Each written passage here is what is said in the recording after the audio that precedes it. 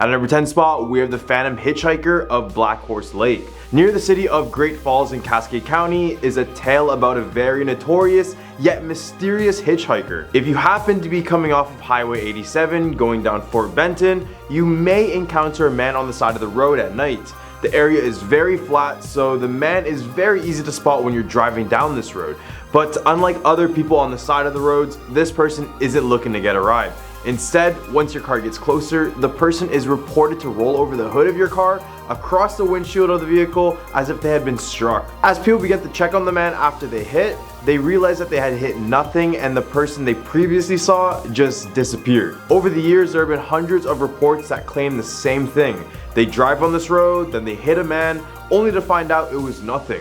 Many believe this is a spirit of a Native American man who got struck and killed on this road. However, there's still no written document on it. At number 9 spot, we have Sacrifice Cliff. Overlooking Billings, Montana is Sacrifice Cliff. Despite the breathtaking views and scenic paths, this place has a very dark history attached to it. I mean, you probably already know that just by the name alone. Story goes that this cliff was once a peaceful meditation spot for the men of the Crow tribe. When they arrived here, they would be in complete silence, which showed the amount of respect they had for the area. However, a smallpox outbreak hit the area, causing the majority of the Crow tribe to perish within days.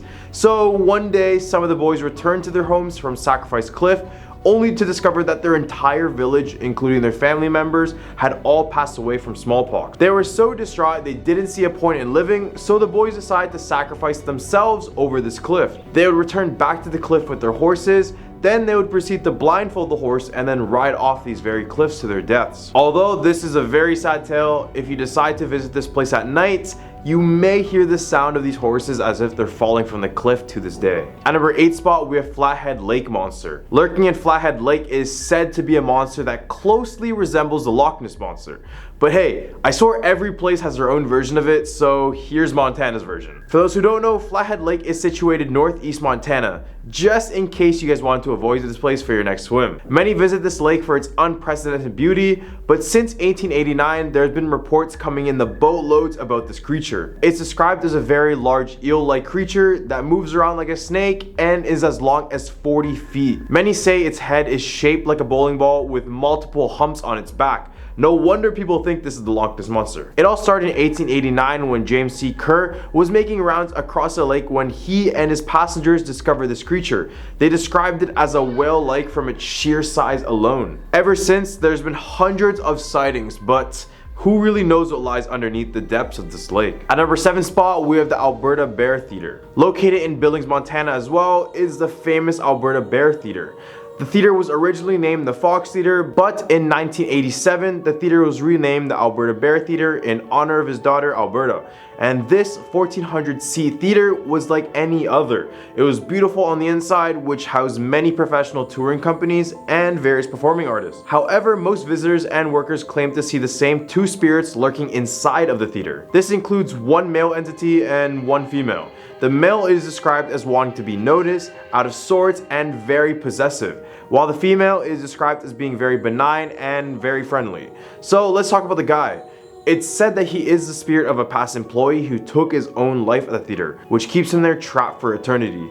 So if you guys are looking to come to this theater, be on the lookout for these two. At number 6 spot, we have the Garnet Ghost Town in Coloma. Coloma, Montana is known as the Mystery Camp and is a ghost town located a few miles north of the better known Garnet Ghost Town on the Garnet Back County Byway. Very little is known about the Coloma settlement other than records indicating that it began in 1893 and experienced high gold mining activity starting in 1896. But by the 1940s, the mines had completely run out and the boom went bust. Eventually, the place would be emptied out and be left abandoned, and this is where many locals claim that the spirits ended up taking over the place. One state historian claims that once the sun sets in Garnet, the spirits of the town historic's residents come alive. Ellen Baumler, the Montana Historical Society's resident ghost whisperer and author, wrote, quote, "At midnight, people have heard ghostly fingers striking piano keys with the music floating across the empty buildings." She continued saying, quote, "Especially during the winter months, visitors see visions and hear unearthly noises. They cause no trouble, and anyone who visits the deserted town in the dead of winter should be prepared to meet them. They hide in the shadows, laugh in the wind, and come out when you least expect them. Right in the hub of our list, we have Bear Canyon. Mashed in between Chestnut Mountain and Mount Ellis is a beautiful stretch of land known as Bear Canyon. It's best known for its scenic hiking trail and is one of the most popular sites in the Bozeman area. And as we all know, a place that is beautiful on the outside is usually hiding something very dark on the inside. According to the Bozeman Paranormal Society, Bear Canyon is a place for spirits and not for humans. Sightings of the paranormal have been recorded since the late 1800s, which is ever since we started to settle inside of that piece of land. Many people have reported seeing a little girl who attempts to lead them off of the trail and into the woods. The little girl targets women, and for those who follow this girl, they will find themselves lost in the middle of the canyon. Others claim to have seen a strange mist on Bear Canyon Road, and many have gone missing when they enter inside of this strange mist. Number 4, Moss Mansion. Built in 1903, this red brick mansion was a turn-of-the-century home. It was 3 stories tall with 28 different rooms inside. The mansion was built for the Moss family, who treated it like their pride and their joy. Eventually, they would have around 6 children and 3 servants occupying the home. Years went by and all was good, until they suffered their first devastating loss. Just 5 years after the house was built, the youngest child named Virginia passed away while she was only 6 years old. Then 40 years later, in 1947, the dad, Preston B. Moss, passed away from a heart attack. Then soon after followed the wife, who passed away from a cerebral hemorrhage. Then 30 years later, another one of the sons named Melville passed away in 1984. This family ended up inhabiting the home from 1903 all the way until 1984. So best believe their deaths in the home have some sort of effect. The mansion has now been turned into a museum, and many visitors report various paranormal activity. Some include a ghostly female voice singing in the billiards room, and many staff members report a cool wind that goes up and around their bodies as they walk through the halls of the mansion. At number 3, we have Bannock Ghost Town. When gold was discovered along Grasshopper Creek in Bannock, Montana, the town went from a ghost town to a blooming community. Following the economic growth, a man named Henry Plummer became the sheriff of the town and the leader of a gang known as the Innocents. Plummer's gang is linked to over 100 murders and robberies, and during his brief time as sheriff, Plummer erected the Bannock Gallows, only to be hanged from them himself after being apprehended by a group of vigilantes.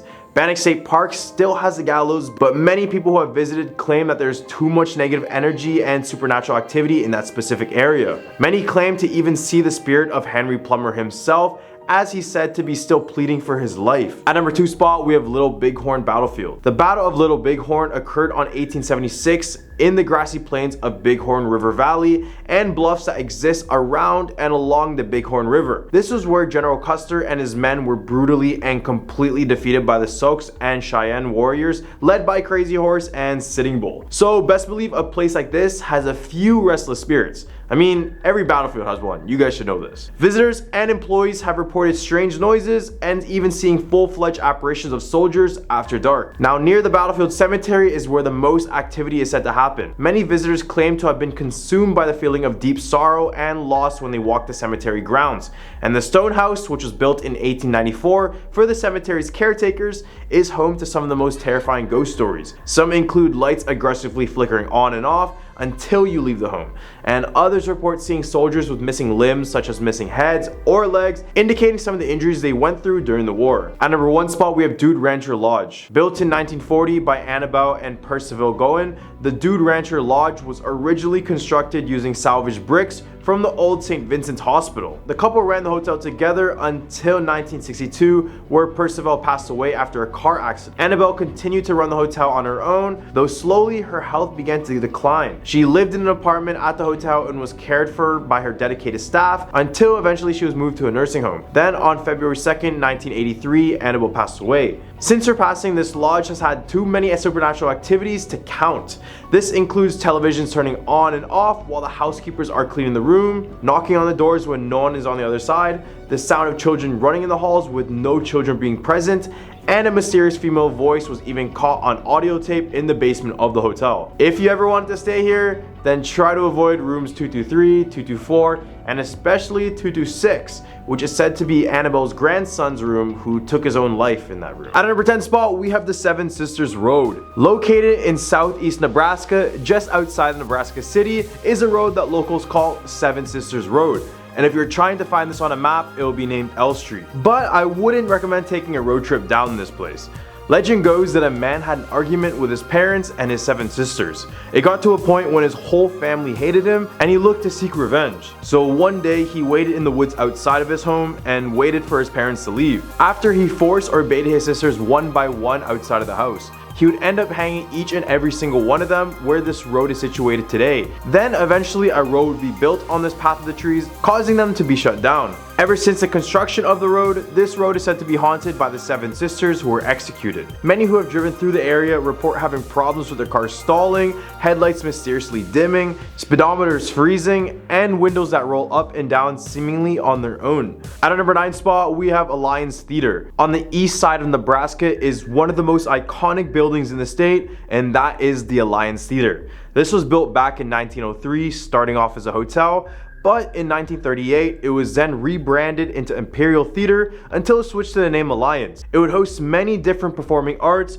but it said a few performers passed away inside of the theater. Some were caused by accidents, such as an actress named Mary who passed away after a piece of lighting equipment fell on her.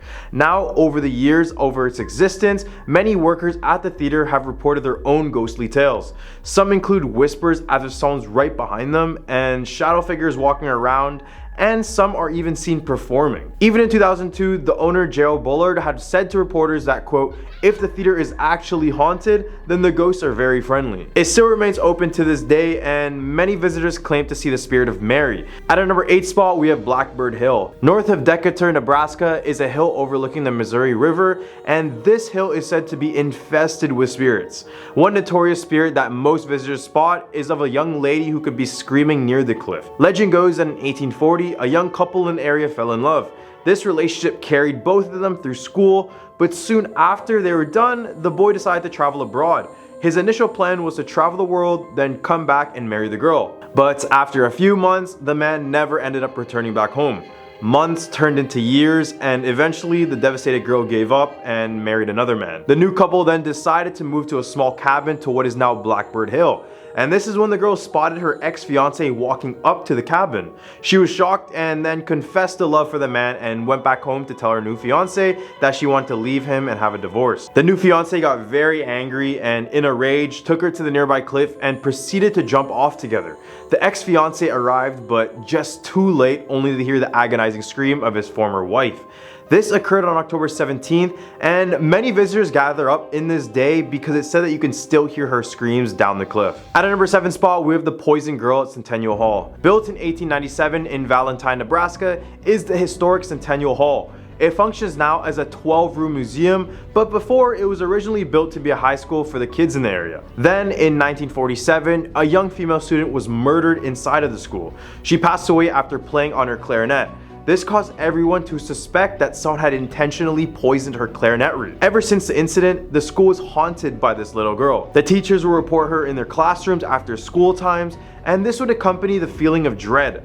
Other visitors and students report to hear her clarinet being played in a very ominous way. Now as a museum, visitors still report this little girl roaming the halls. She is said to have tugged on people's clothing as well as placing her clarinet on many of the artifacts inside of the museum in hopes that someone will play it and be poisoned like she was. At number 6 spot, we have Radioactive Hornets. Although this theory is debunked, it was a crazy one when it was first released in the media because many people didn't know how radiation worked and whatever they said about it would just scare you. Story goes that after the nuclear disasters following World War II in the 1940s, Japan's Fukushima nuclear plant created a giant mutant killer hornet due to their exposure to radiation. The hornets were said to have grown 4 times their size and were reproducing exponentially.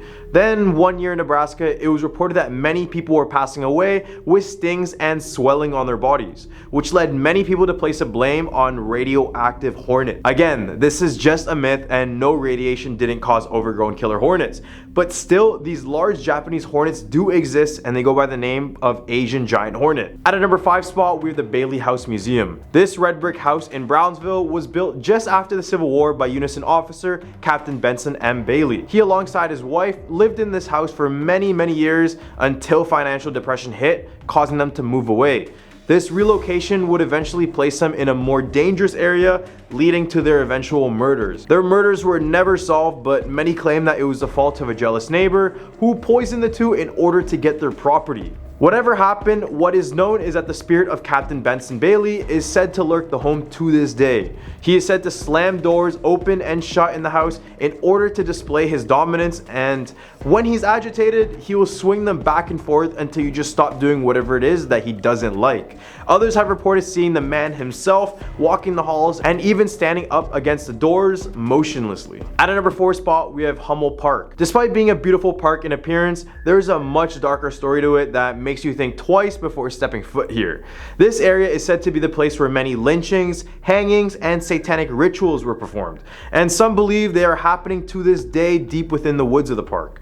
A stairway in the park has been called the stairs to hell because it is reported that it's impossible to count the same number of steps ascending the stairs as it is descending the stairs. Other than the fact that this place is covered in satanic graffiti, this place is just one of those places you shouldn't test out. You know? Just in case. At a number 3 spot, we have Walgreen Lake Monster. Just west of Nebraska is the Walgreen Lake, and this body of water is said to hold a 40 to 100 feet beast. Witnesses have said it looks like an alligator that has 2 front legs and a flipper on its back.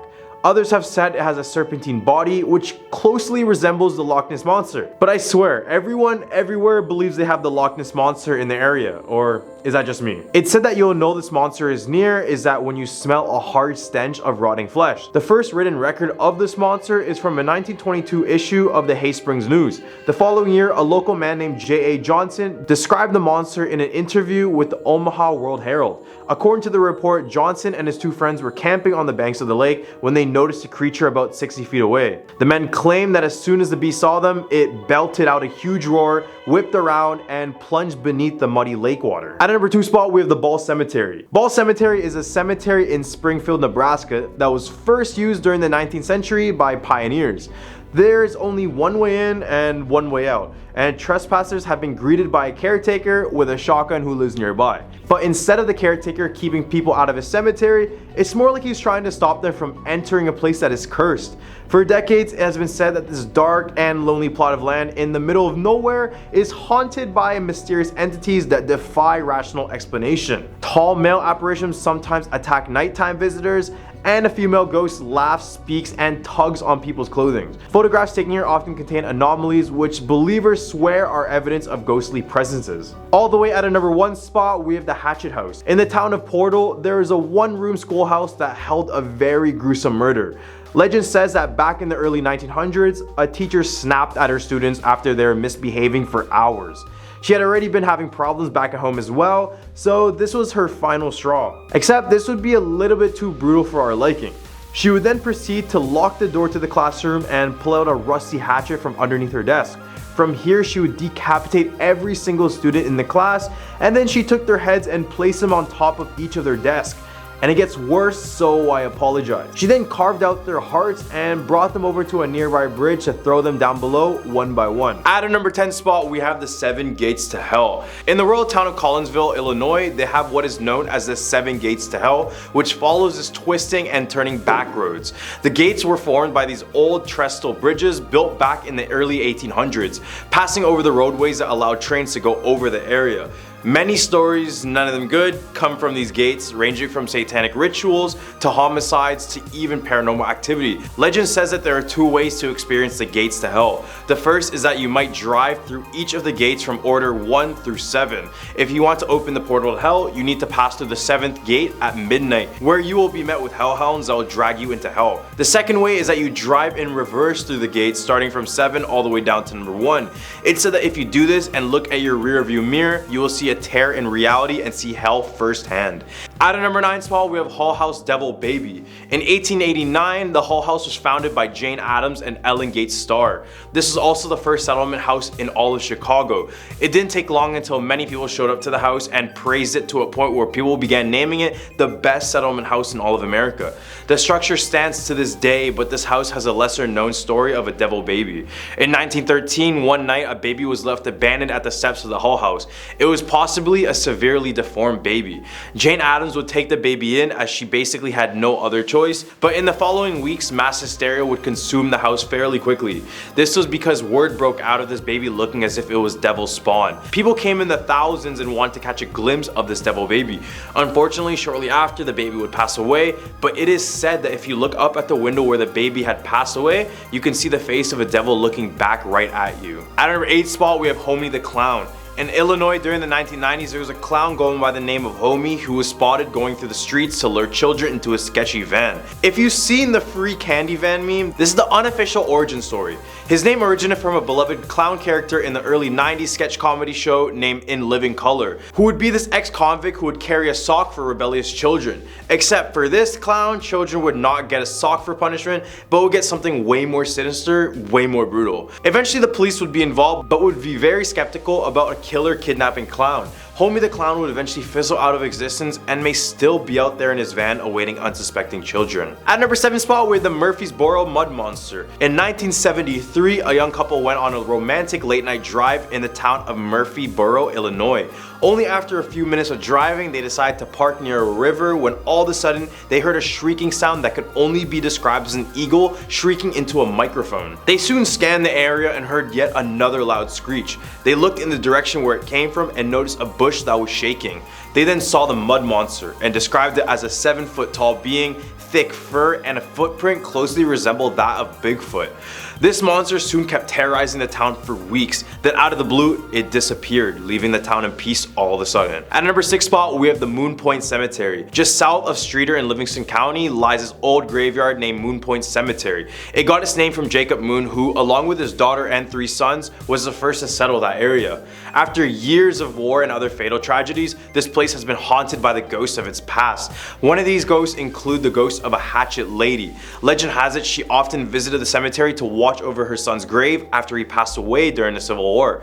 Eventually she would pass away too, but immediately after, her ghost took up the vigil wielding a hatchet. She has been heard yelling or even whispering at visitors to get out of the area, and on a full moon night she is seen throwing hatchets around the cemetery. Other ghosts stuck inside the cemetery include a ghost boy, strange dancing orbs, and the sound of a sarcophagus lid opening. It doesn't help the fact that vandalism is happening at the cemetery, so it's basically confirmed that the spirits are unrested within this place. In the hump of our list, we have ghost elephants. On June 22nd, 1918, a train was heading to Indiana for a performance before they were struck head on with another train that ignored all sorts of warnings. The crash alone was bad, causing many lives to be lost, but it wasn't until a fire broke out as a result of the crash where many more lives were claimed. An estimated total of 85 circus performers lost their lives, making it the second worst circus accident in all of history. The bodies were buried at a nearby cemetery named Woodland Cemetery, and while many bodies were unrecognizable due to the charred remains, they were buried in mass graves with unknown man or unknown woman marked on the graves. At night, visitors of the cemetery claimed to see the apparition of an elephant